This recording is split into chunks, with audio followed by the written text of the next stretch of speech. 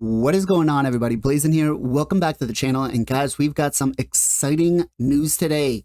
Plarium is giving us some information about an upcoming patch, and man, oh man, is it juicy. Hello there. All right, let's start off with the first thing, which I am a huge fan of.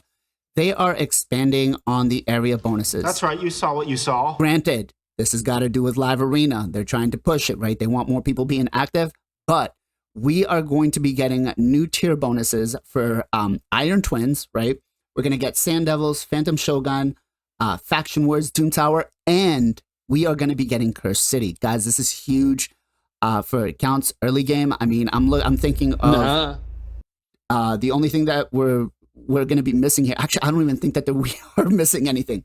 Potion keeps maybe, I don't know. Minnow, Plarium. Do something about Minotaur, please. Let's not take the piss but we are getting in everything else, right? We're getting Cursed City, Doom Tower, which is huge for a lot of people to progress. Cursed City is going to be, again, a big place for a lot of people to try to progress. I've been a huge person, pushing for Cursed City. Faction Wars, early game, mid game.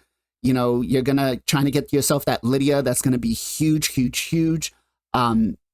Phantom Shogun endgame players, we're looking to maximize our teams, trying to get it down to as quick as possible, along with Phantom Shogun. Same thing. Iron Twins. We all know that we need those stones, right? And it's definitely a pain to try to get these Mortal Soul stones, and being able to have a good, consistent team is going to be huge. Now, they didn't tell us what kind of tier they're going to be in, but I would guess it's going to be a grade 2. I don't think it'll be a grade 1, to be honest. Centranos may be a grade 3. I don't know, but I'm hoping.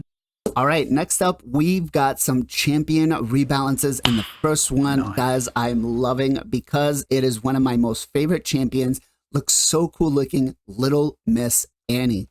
All right, so let's see what they have to say about what they're changing, right? With the upcoming changes, Little Miss Annie can become reliable single target nuker for Arena. We've removed the conditions both from her A2 and her A3 to make her kit a little more consistent and reliable, and also added the possibility of a self-buff, Revive on Death, right, to ease the utility of her passive. We also boosted the probabilities of her magic card passive and added a decreased defense buff, conditional to utilize her A1, right? Annie's A1 now has a chance to land a decreased defense debuff to boost the champion's allies' damage. All right, so let's take a real quick minute here. A1 attacks one enemy 3 times, has a 50% chance of placing a 100% heal reduction for 2 turns, but buffs up to 75%, right, when booked. Heal reduction, not something we really use. Fire Knight, yeah, okay, but now they're going to be adding attacks one enemy 3 times. Each hit has a 50% chance of landing a 100% heal reduction and decreased defense, debuff for 2 turns. That's actually big, right? Triple hitter on the A1. Again, I'm thinking Fire Knight here. I'm thinking Hydra because she does smack. Now, it's going to book up again to 75%. The thing with that, though, is she's still going to be a sheepable target, right?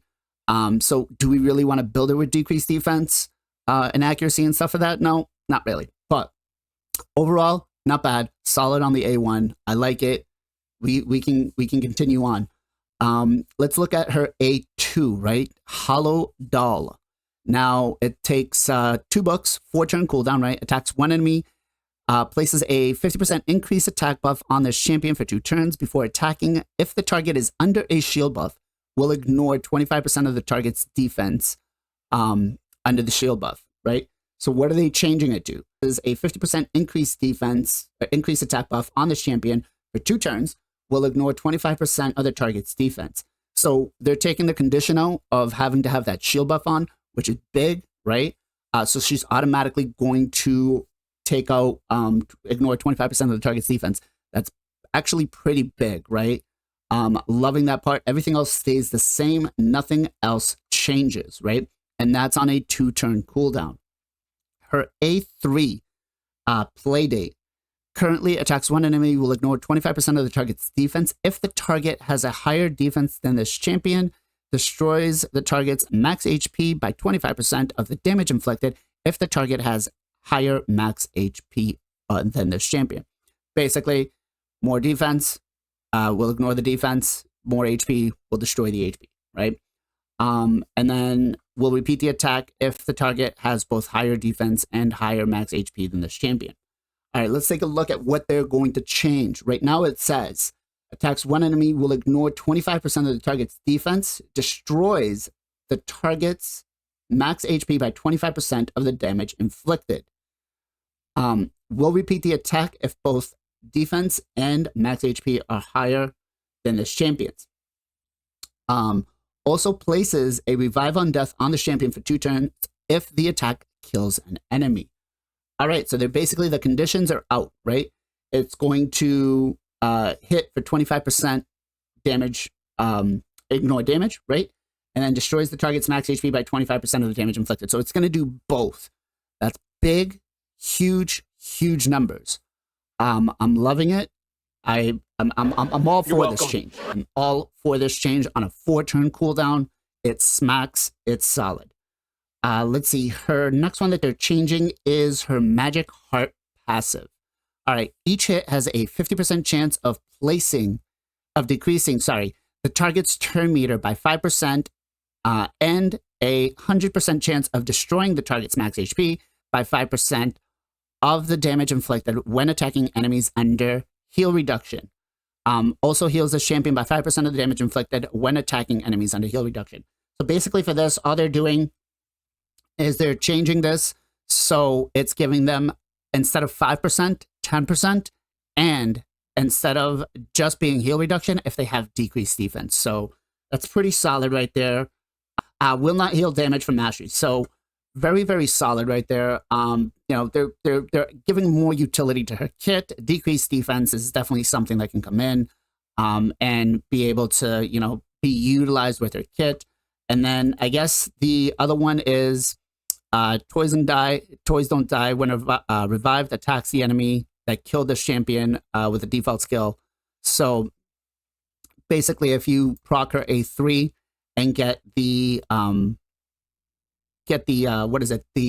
Come on, revive on death, you'll end up being able to proc this if you die. So that's actually really great. Overall, loving the change, making her coming out of my vault. Definitely will be building her out. So I'm excited. Good job, player. I honestly think you are the greatest man who ever lived. The next one that they actually are going to be rebalancing is one of the Supreme Champions, Supreme Aethel. Now, this one has gotten some hate. Something's wrong. And I can't blame them, guys. She is not one of the best Supreme Champions. Like, I would take any of the other ones. Supreme Aethel was by far the worst, right? For being a legendary. But they are changing some things in her kit. And let's see what they say. Supreme Aethel can shine at wave-based content and any other locations where you need reliable control, including PvP. We increased her damage and added abilities to place increased accuracy buff on herself with her A3 skill, meaning Supreme Aethel can now place freeze debuffs with more ease, allowing you to build her with more offensive stats. Her A2 will now place freeze debuffs before attacking all enemies, so she can benefit from the ignored defense. Not bad. Loving that. And the additional 20% target's defense ignore aims to compensate for the loss of damage against frozen opponents. All right. Okay, so let's take a look here.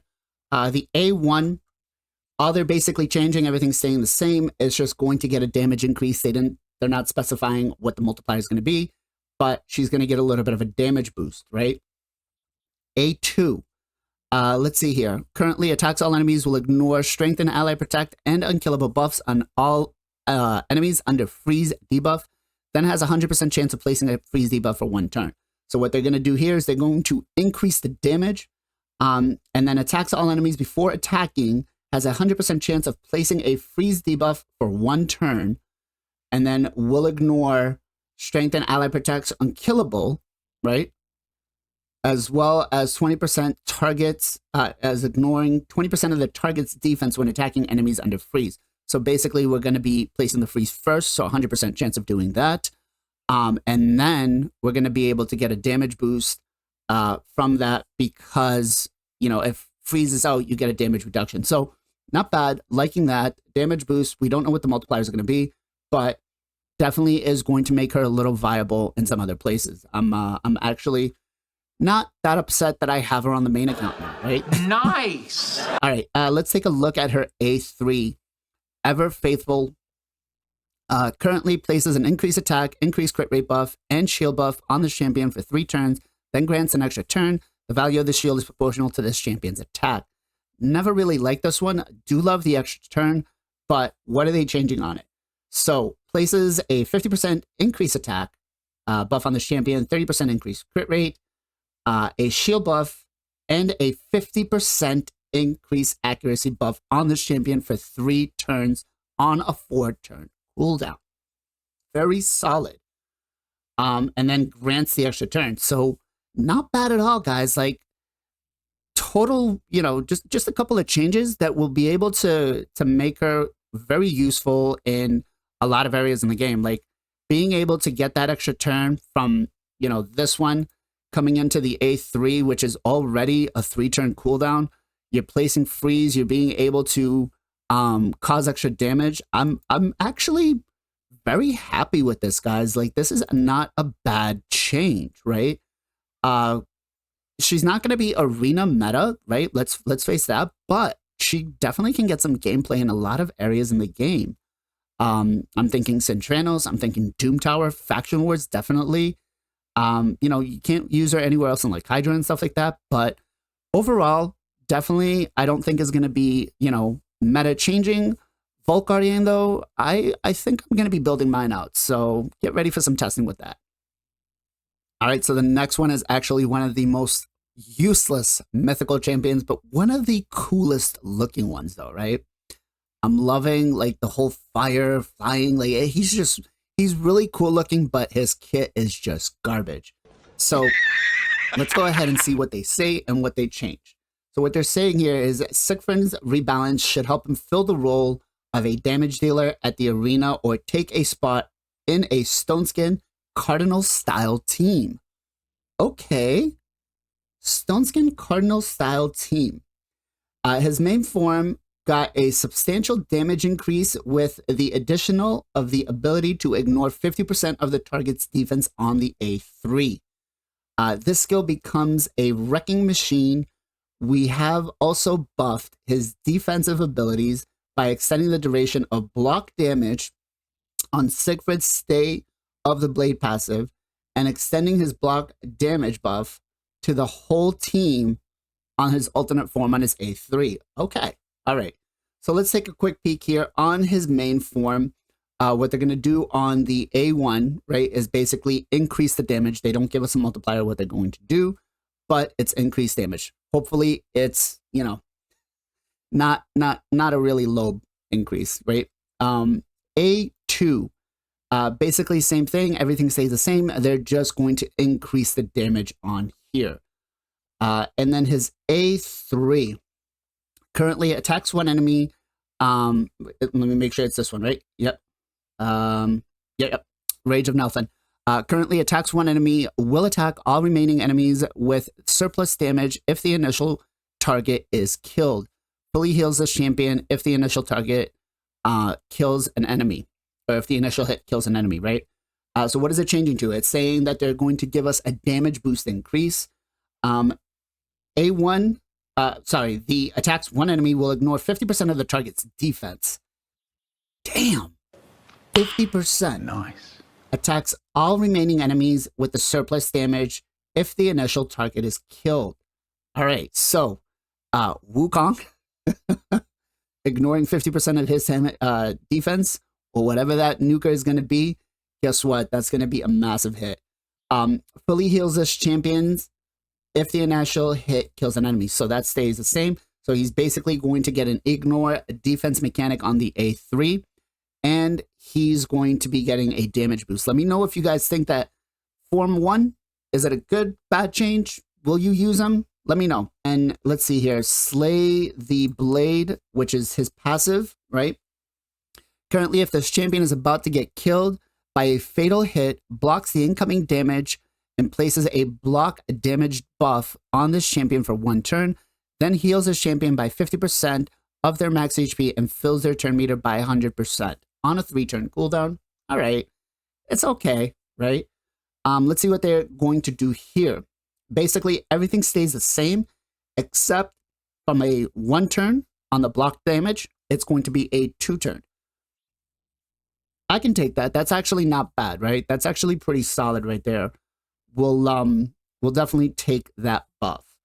All right, let's take a look at his alternate form and what they're changing here. It looks like the ability that they're changing is Light of the Beyond. So let's see.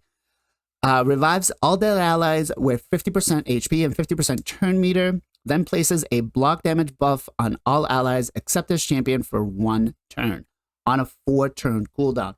Kind of works like Cardinal. If you have her in a stone skin, she'll bring everybody back, you know, AoE revive.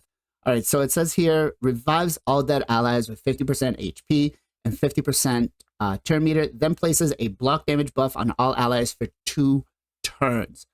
Okay, not bad, you know. Not great, not terrible.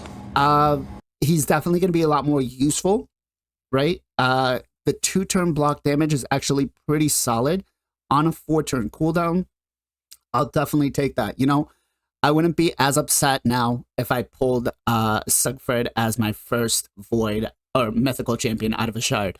Definitely, you know, I'm excited to test him out and see what he's going to be able to do. All right, guys. So yeah, lots of changes coming. I'm excited.